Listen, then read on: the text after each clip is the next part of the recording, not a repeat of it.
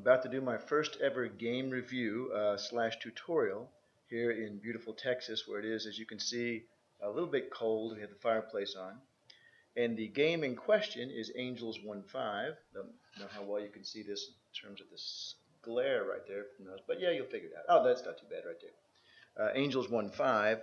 And it is not a tactical air-to-air game where you have individual aircraft, nor is it a strategic level like you might have on the Battle of Britain or the bombing campaigns over Germany. In fact, it's more of an operational level game where each counter represents in the range of, I think it says 4 to 14 aircraft.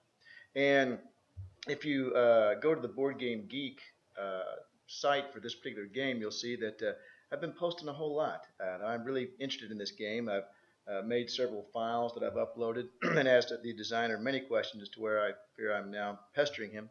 And so I thought, well, I'll try to give everybody else an idea of what the game is like, since it is a little bit different. Let me tell you first of all that the game was, and I turned my web page off here, that the game was originally designed by Philip Sabin, who is a professor of strategic studies in the Department of War Studies at King's College London, and this was a game for his class that he wanted to have fairly simple and quick to play. Pardon me. And that's one of the things, by the way, that now this was a game that had largely already been designed, but the components are beautiful. Let me show you here just the thickness of the counters. I don't know if you can tell that on the camera or not. It's thicker than any game counter I've ever seen in my life. And the counters are very generic because at this scale it doesn't make any difference whether it's a Spitfire or a Hurricane. But what they do is, in order to minimize the bookkeeping involved in the number of charts and tables, there are, let's see, I guess since there's 4 possible altitudes and 2 sets of counters for speeds, that makes 8 times however many aircraft there are in the game, which I believe is 11 per side, not counting the bombers. So you have, for example, a counter for Spitfire Able, if I can get the glare off of there. Spitfire Able, this one is speed 2 at altitude 4. You flip it over, it's speed 3. There's a corresponding counter that has speeds 4 and 5, all at altitude 4. Then you have the same thing for every other fighter, altitude 4, 3, 2, and 1, and then speeds 2 through 5. That way you don't have to keep track of it on a chart somewhere else. Furthermore, all the combat, everything is resolved just by the roll of a die. There's various die roll modifiers, and so you don't have to have all the tables out. And I thought about kind of going through the rules, but maybe it'd just be easier just to show you the game itself. So let me see if this works here. The other side of the map actually is much prettier, by the way. It's European countryside, but I found that on the camera it made it very difficult to see the counters. The game is based on the idea that pretty much every air-to-air, I guess, foray in World War II was somehow related to bombers. We have 3 bombers right here. In this case, I have the HE-111 silhouettes up. And, either we've got bombers coming in for a raid with interceptors over here and escorts, or also described in the scenario or situations in which the British would, fly over the continent and use a bomber as bait to pull the Germans into combat. But one way or the other, we have bombers involved. And one side is trying to shoot at them, and the other side is trying to protect them. Now, the bomber play is very, very simple. They move 2 spaces a turn, and that's it. Every turn. And they stay at altitude 2 forever. So obviously the real play is going to be in terms of trying to get the interceptors in a position to attack and the escorts in a position to prevent that from happening. No one gets shot down, by the way. You're simply recording hits and therefore victory points. The general idea being that an air war is a war of attrition, and so what you're having take place here is that it's not air-to-air combat where you have individual planes being shot down, but what you're doing is you're inflicting damage. After all, if this is 14 HE-111s, then how long is it going to take to make that down to 4 or 5 or whatever you're going to count to have it as being destroyed? So that's the basic idea. Now, let me show you here first. The interceptors always go first, all right? But the placement of the interceptors on the map is considered their first turn. So now, according to my sequence of play, the bombers move next, and they always move 2, as I said. All right? Now, the escorts, I should say, the first thing you do is altitude change. I have my Germans at altitude 4 so that they can maybe pick up a little speed as they come down to try to attack the British and get in position. And I think for the first turn, I'll just keep things simple and stay at 1, 2, 3, 1, 2, 3, 1, 2, 3. Oh, I should be, well, I did by coincidence, but I should be going in alphabetical order and complete the entire turn for ME 109 or BF 109A and then B and then C. But I didn't, so I cheated. So anyway, let's go on to I'll do it properly for the British. All right, so now here comes turn 2. And first thing to do is altitude change, which again I don't want to do. I will do in just a moment here. But I'm going to go with Spitfire Able. 1, 2, 3, 4. He has a speed of 4 right now. Altitude 1. And then Baker goes next. 1, 2, 3. I have him set at 3, altitude 2. And then Charlie, 1, 2, 3, 4. All right, and you'll see why I've got them moving at different speeds and different altitudes in just a moment. Both Able and Charlie on the flanks there are at altitude 1 and speed 4, and Baker is at altitude 2, which is where the bombers are, at speed 3.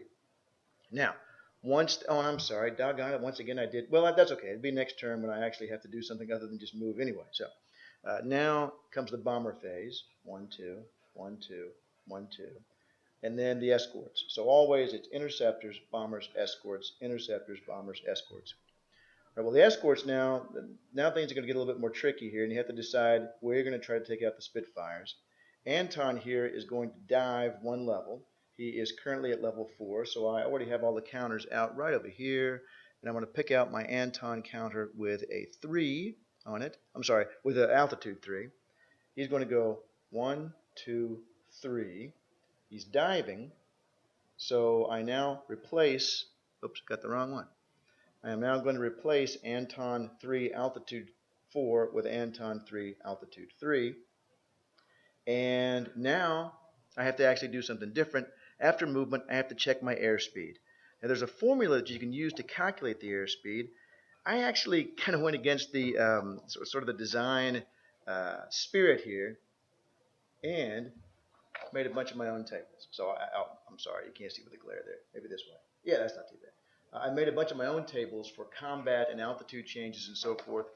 The reason being that yes, indeed, with all the formulas that you can, and they're not, I shouldn't say all the formulas, it's not complicated, but the formulas used in the game, I found myself going back and double checking die roll modifiers constantly, whereas I built a lot of those into the tables so that I didn't have to do anything more than just glance at the table. For example, fighters versus fighters, as opposed to fighters attacking bombers. When fighters attack bombers, they always got a +2. Well, I just made a different combat results table for fighters versus bombers that shifted all of the results over by 2. So it simplified things greatly for me. Likewise, on the on the speed adjustments, I just built it into the table. So here's what we do. Anton is moving at speed 3. So I look up on my table here. Oh, and these are all on the Board Game Geek webpage if you want to use my tables, or you can simply use the formulas that are in the rules. The speed adjustment for anyone flying 3, you have to check how many turns they made. Well, of course, Anton hasn't made any, but as you can imagine, the more turns that the aircraft makes, then the more it's likely to decelerate. So with 0 turns and an airspeed of 3, and he dove, there is a 2 out of 6 chance that he maintains the same speed and a 4 out of 6 chance that he accelerates. Now, I can choose to add up to 3 to the roll of the die to represent the thrust of the aircraft. So I could guarantee that he accelerates by 1. And let me think about that for just a minute. I think I will do that because I think that obviously the Spitfires are going to get to the bombers before I can stop them. So I want to have some speed here that I can use to my advantage in trying to maneuver around behind them. So I'm not even going to roll the die since I know that with the 4 I can add, if I so desire, he will be able to accelerate to 4. So I just replace him with a 4. Okay, there's Anton done. Now Berta. 1, 2, 3. And let's just do the same thing for Berta. And I guess Caesar. I took a year of German, but they never told us how to pronounce C-A umlaut S-A-R. I'm calling it Caesar. Now, let me replace all of those with the next lower altitude and speed 4. Okay. Oh, and I should point out here, well, I'll wait till I shoot at somebody. Okay. Now it's back to the interceptor's turn, and 1, 2, 3. You have to be in the same hex to fight.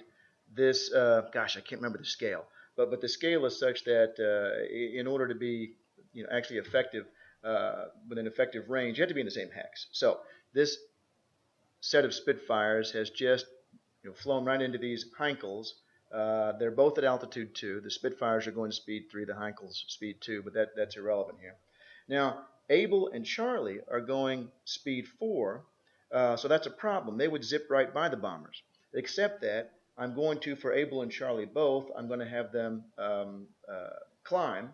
And when you climb, you immediately, oh, you know what? Let's do this properly. I'm supposed to always go in alphabetical order. When I'm playing by myself here, I just do it whatever order I feel like. But anyway, let's do it properly.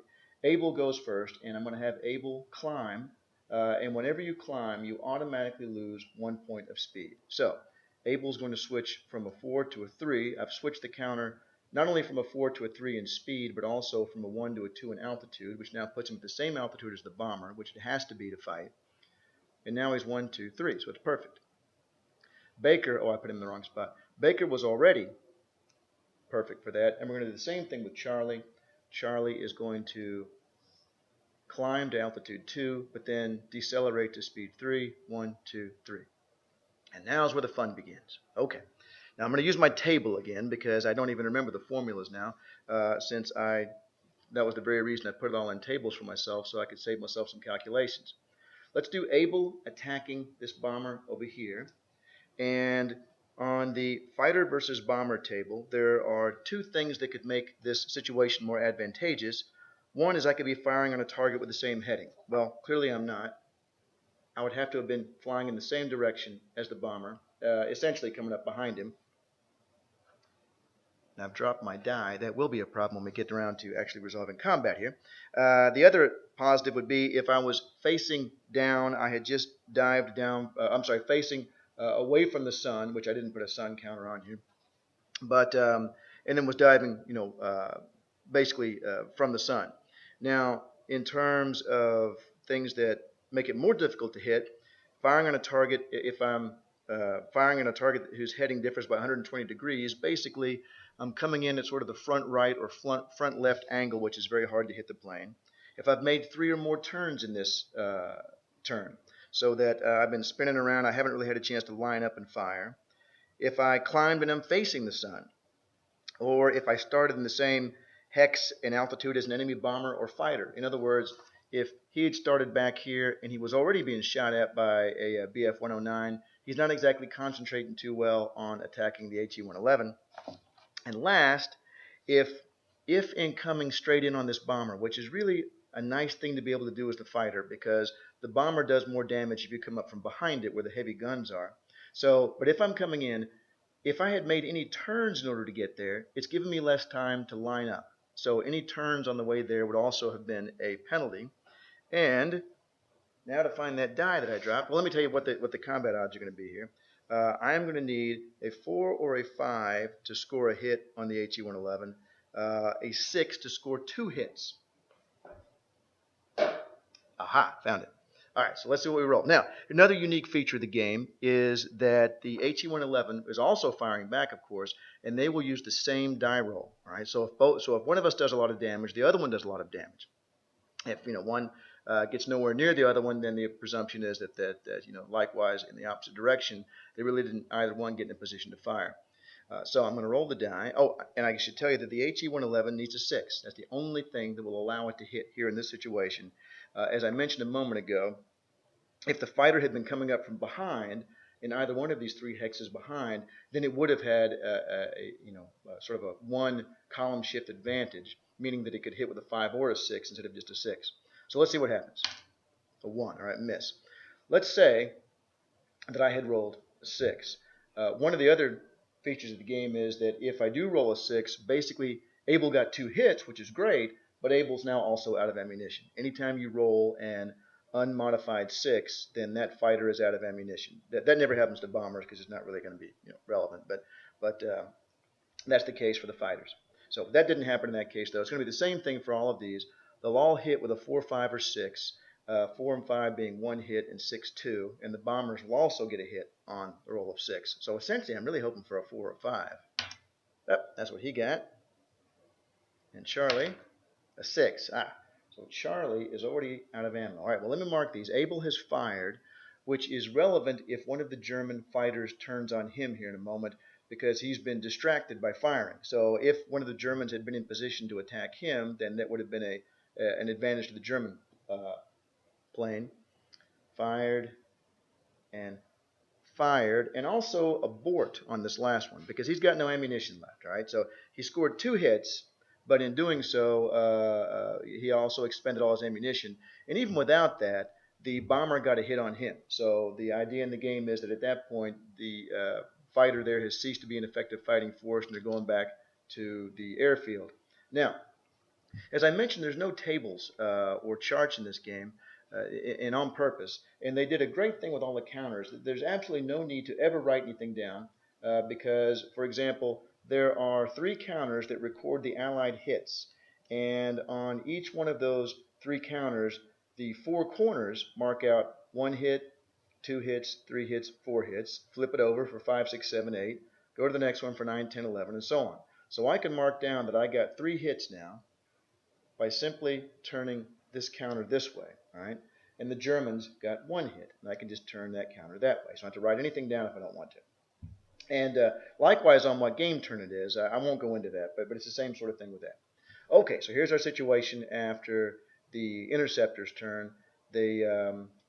Baker got a hit on the HE-111 but was missed. Charlie got 2 hits on his HE-111 but also got hit. So really the net was still just 1, plus we've lost Charlie. And Abel missed entirely. And again, I'm going to mark them all fired. It's not going to be relevant this turn because the Germans aren't going to get a shot in at him, but if they could, that would have been important. Okay, so let's see. After the firing, and we could have done an airspeed adjustment, but it was going to be irrelevant, so I skipped it. Let's go ahead and move the bombers. It's their turn. 1, 2. That's all they ever do. 1, 2. And 1, 2.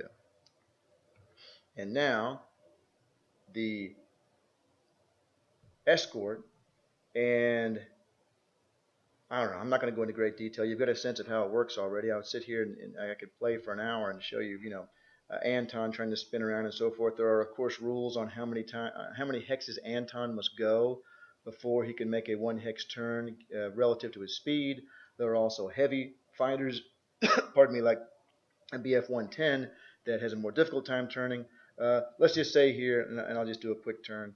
Let's just say here that the Germans now want to kind of swing around behind and try to get at the Spitfires before they make a second run at the bombers. And so Anton may go 1, 2, 3, oops, 4. And if I have followed that rule correctly, let me double check real quick. Yeah, that's okay. At airspeed 4, he could go 1, then turn, and then at least 2 spaces before he does a second turn.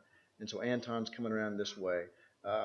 Probably if I was going to actually finish this out, I'd have him diving now, trying to get down to the altitude of the Spitfires.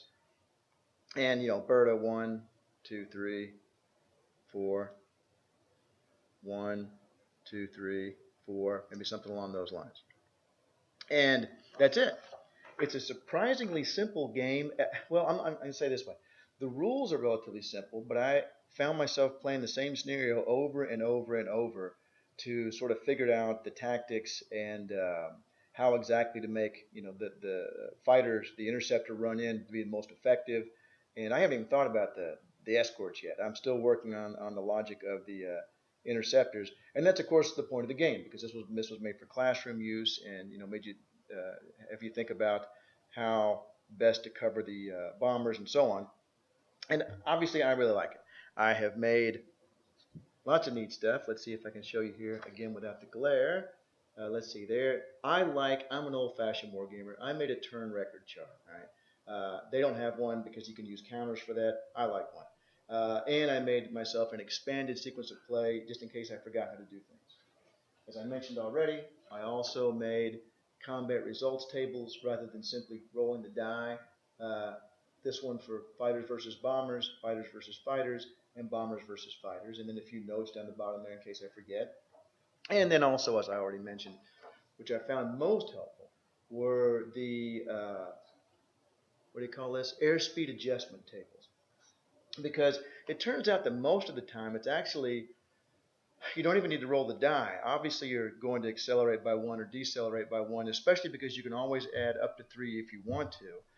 But that wasn't obvious to me until I made the tables. You know what the particular parameters were. So I made the tables. Anyway, that's it. On Board Game Geek, I am Rommel DAK, and I enjoyed the game and hope that this gave you some sense of the way it works. And may the force be with you.